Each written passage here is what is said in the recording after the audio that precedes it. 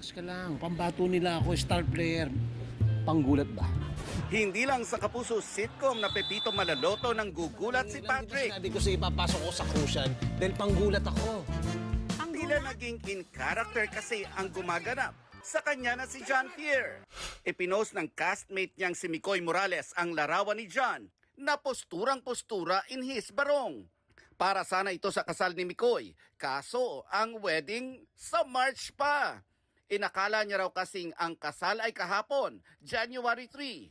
At hindi niya nabasa ng buo ang sulat sa invitation na please RSVP on or before January 3. Kaya si John na Patrick sa totoong buhay. Laking gulat daw niyang pagdating sa simbahan, nakasuit ang lahat habang nakabarong si John. Wala rin daw siyang kilala at tila iba ang itsura ng groom.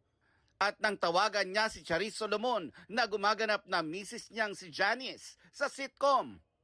Confirmed, ibang kasal ang napuntahan niya. May libo-libong haha reactions online ang post ni Mikoy kung saan nagbiro siya na newlyweds baka pwedeng makahingi ng kopya ng same-day edit video. Nakita si John.